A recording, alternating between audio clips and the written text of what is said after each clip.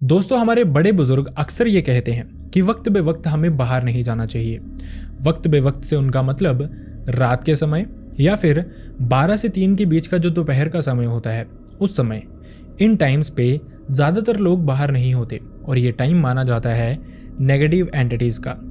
इसी तरह के वक्त बे वक्त की बहुत सारी भयानक कहानियाँ हमारे बड़े बुजुर्ग अक्सर हमें बताते रहते हैं और इसी तरह की कहानी आज मैं आपके सामने लेके आया हूँ, जो कि कुछ दोस्तों ने फेस की जो कि कॉलेज गोइंग दोस्त थे। और ये इंसिडेंट बहुत पुराना नहीं बल्कि पिछले साल 2024 का है। ये इंसिडेंट है हिमाचल प्रदेश का। आपको ये बता देगा कि क्यों आपको वक्त बे वक्त ऐसी जगहों पे नहीं जाना चाहिए जहाँ पे ज़्यादा लोग नहीं होते। चलिए शुरू करते हैं।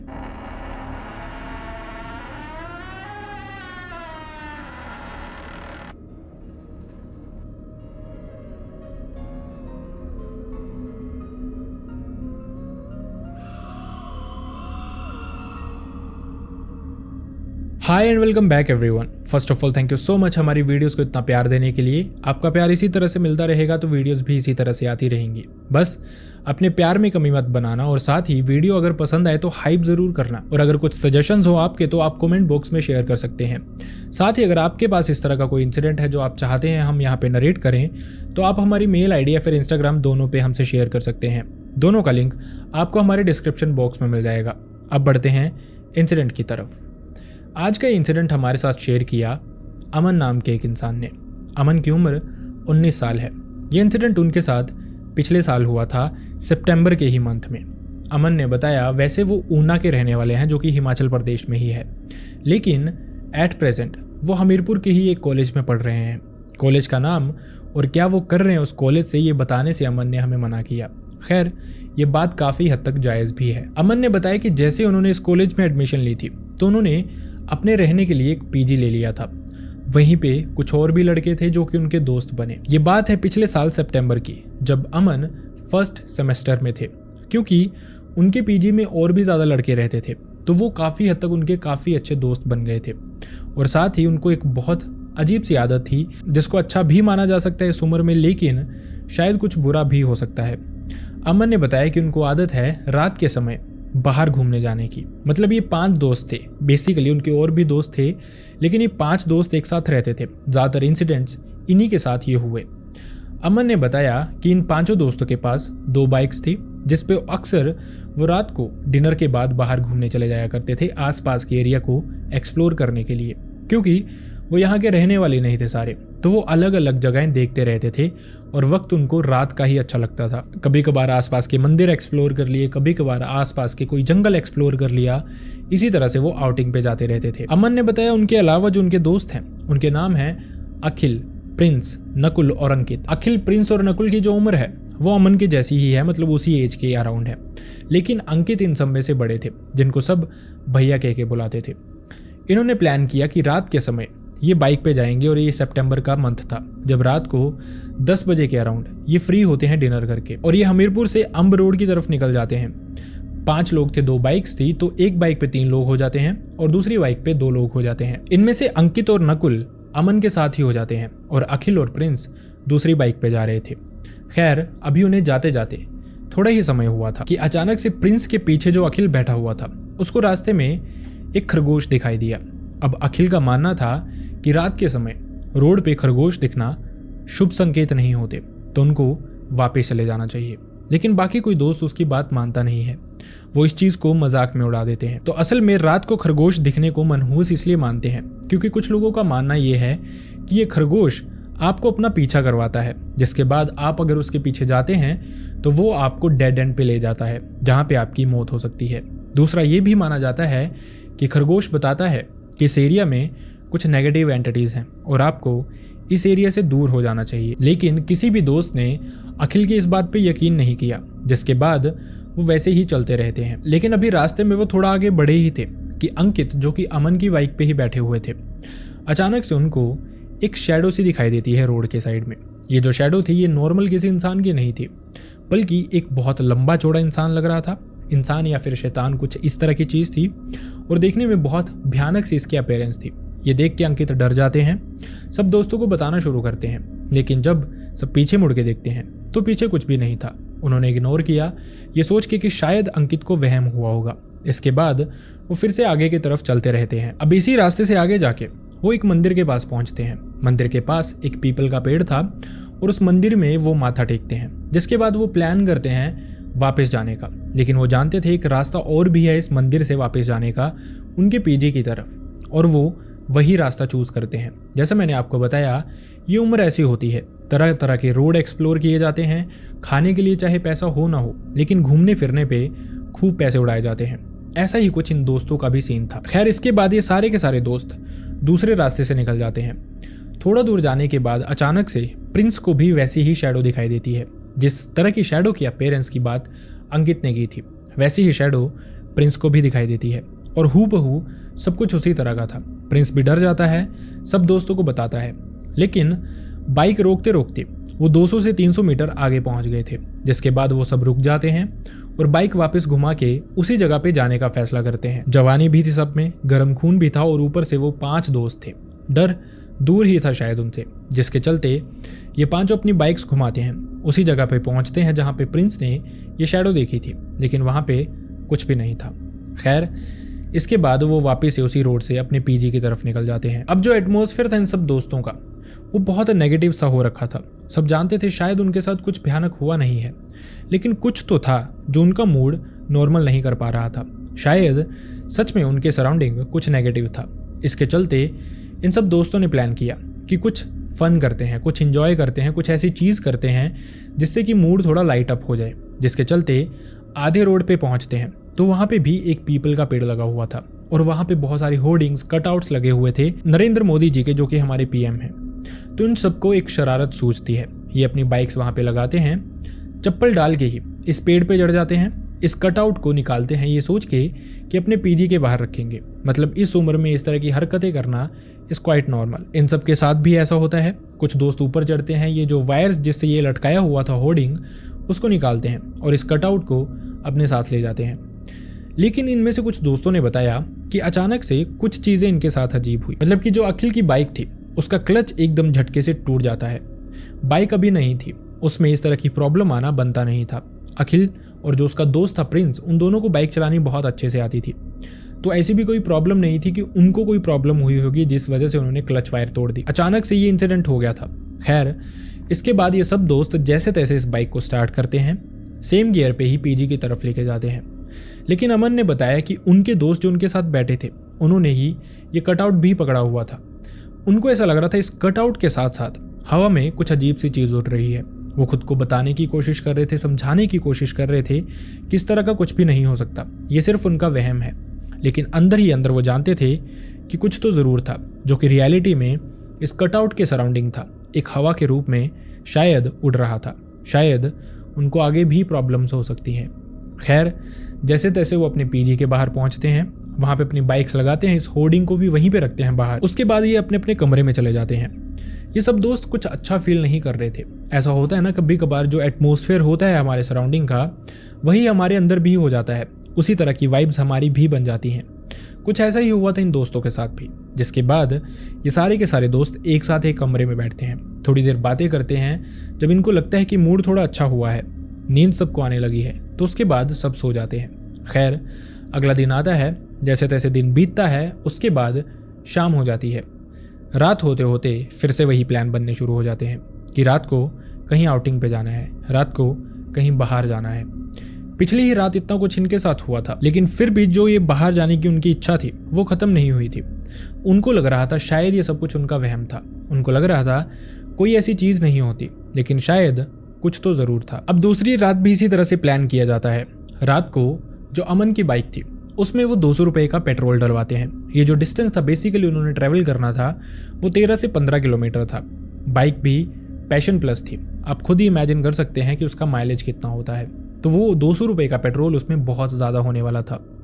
अमन और अंकित एक बाइक पे बैठ जाते हैं और बाकी के तीनों दोस्त दूसरी बाइक पे बैठ जाते हैं। उसी तरह से रात को वो प्लान करते हैं आउटिंग पे जाने का, उसी रास्ते से उसी मंदिर की तरफ। लेकिन अचानक से अमन ने नोटिस किया कि उनकी बाइक का जो पेट्रोल था अचानक से ख़त्म हो जाता है। अब बाइक उनकी नई थी, पेट्रोल का ख़त्म होना इस तरह से बनता नहीं था, ना कोई लीकेज थी ना कोई प्रॉब्लम थी, लेकिन फिर भी इस तरह का हो गया था।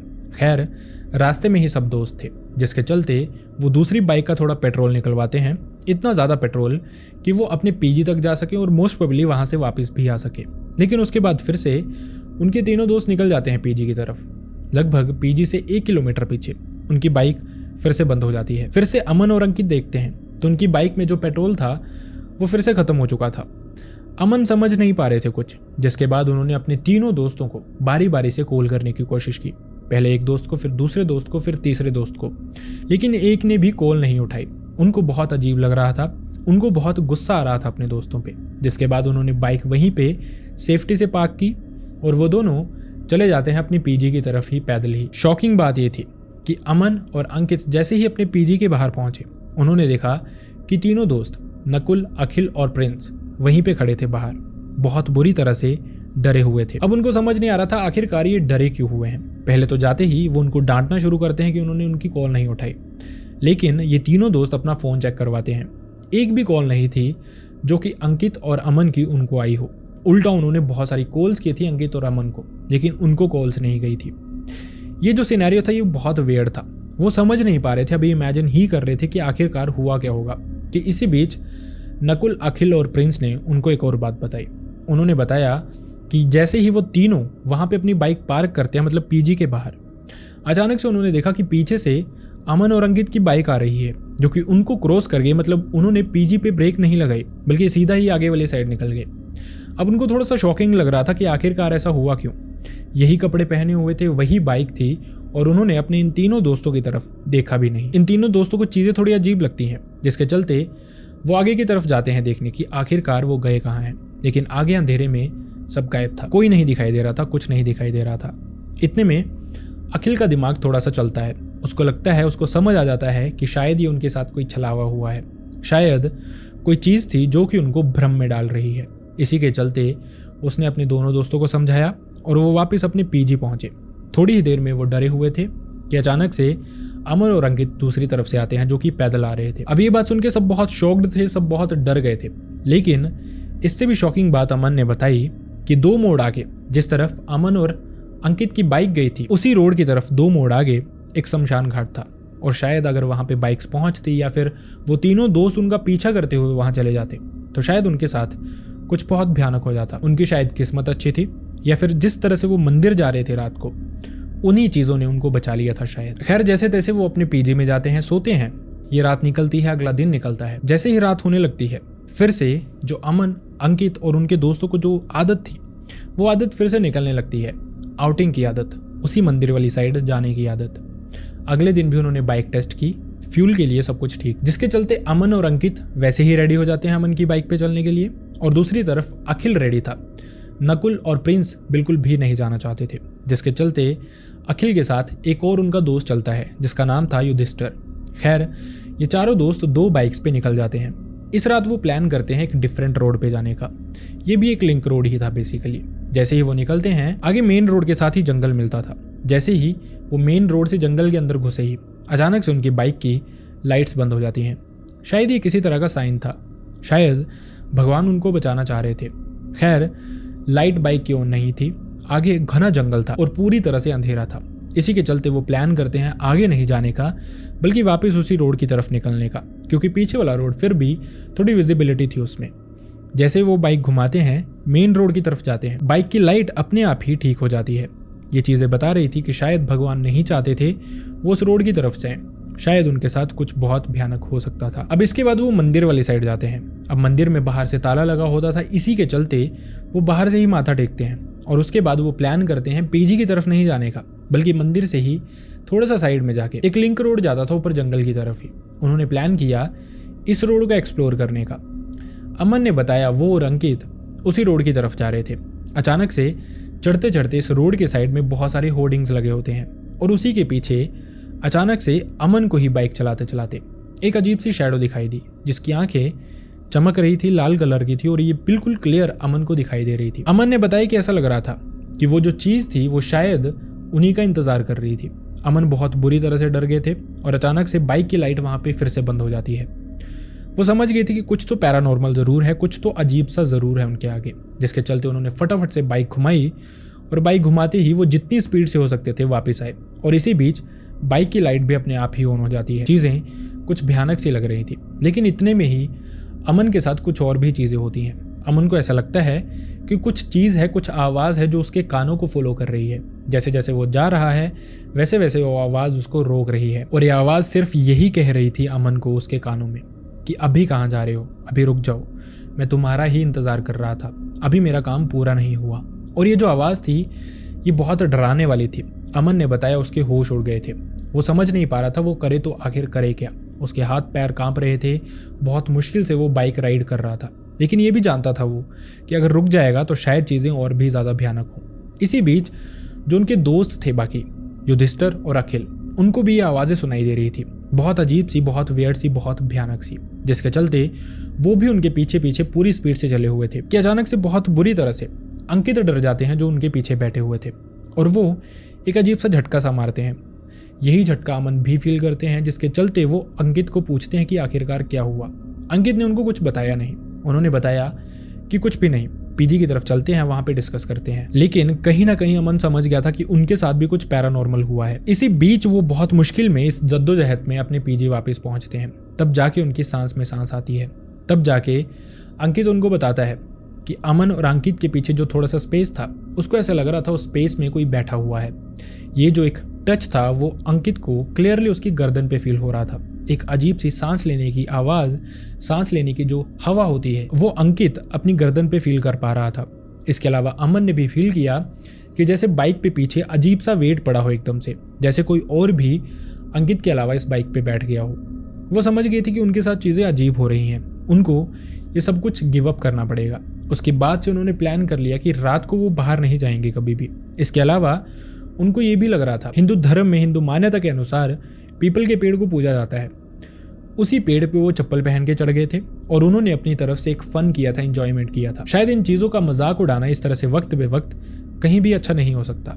अमन ने बताया वो और उसके दोस्त अगले ही दिन में ही स्पेसिफिकली इस पेड़ के पास जाते हैं, उससे सॉरी बोलते हैं, उससे माफ़ी मांगते हैं, और फिर उन्होंने कभी भी रात को इस तरफ जाने का प्लान नहीं किया। इनफैक्ट जो कटआउट वो लेके आए थे वो भी उन्होंने अपने कमरे से दूर फेंक दिया, जिसके बाद से चीज़ें उनके साथ नहीं हुई। लगभग 1 साल हो गया है, लेकिन इस तरह की कोई प्रॉब्लम उन्होंने फेस नहीं की। ना ही वो वक्त बे वक्त इस तरह से बाहर जाते हैं और ना ही कभी उनको हिम्मत होती है कि वो रात बाहर की जंगलों की देख सकें। खैर, इस तरह के बहुत सारे इंसिडेंट्स होते हैं जो हमें कुछ ना कुछ सिखाते रहते हैं, कुछ ना कुछ बताते रहते हैं। स्पेसिफिकली ऐसी चीज़ें कि जो हमारे बड़े बुजुर्ग कहते थे वो झूठ नहीं होता। अगर वो कुछ कहते हैं, बताते हैं, तो उनमें कहीं ना कहीं कुछ सच्चाई होती है। और यही बात हमारा आज का ये इंसिडेंट भी बताता है। हालांकि अमन और उसके दोस्त काफ़ी सेफ हैं, काफ़ी अच्छे से बच गए। उनको किसी तांत्रिक बाबा के पास नहीं जाना पड़ा, ना ही किसी एंटिटी ने उनको परेशान किया उसके बाद। लेकिन एक बहुत इंपॉर्टेंट सीख इनको मिल गई कि वक्त बे वक्त बाहर बिल्कुल भी नहीं जाना है। आई रियली होप आपको इस इंसिडेंट से कुछ सीखने को मिला हो, एंड आई रियली होप आपको ये वीडियो पसंद भी आया हो। अगर वीडियो पसंद आया तो वीडियो को लाइक करना ना भूलें, चैनल को सब्सक्राइब करना ना भूलें। एंड अनफॉर्चुनेटली मैं चाहता नहीं किसी के साथ भी ऐसा कोई भी इंसिडेंट हुआ हो, लेकिन अगर आपके साथ, आपके किसी रिलेटिव, नोन, भाई बहन, फ्रेंड या फिर नेबर, किसी के साथ भी ऐसा कोई भी इंसिडेंट हुआ है जो आप चाहते हैं मैं यहाँ पे नरेट करूँ, लोगों तक पहुँचाऊँ, सो दैट लोगों को कुछ सीखने का मौका मिले, तो आप मेरे मेल आईडी या फिर इंस्टाग्राम दोनों पे मुझसे शेयर कर सकते हैं। दोनों का लिंक आपको मेरे डिस्क्रिप्शन बॉक्स में मिल जाएगा। और साथ ही अगर आपने कोई इंसिडेंट शेयर किया है तो थोड़े से पेशेंस बना के रखें। अमन का ये इंसिडेंट हमारे पास मई में आया था, लेकिन बहुत सारे इस तरह के इंसिडेंट्स आते हैं जिस वजह से हमें कवर करने में थोड़ी सी देरी हो जाती है। तो अगर आपने कुछ भेजा है तो थोड़े से पेशेंस रखें। See you next time in next video. Bye bye.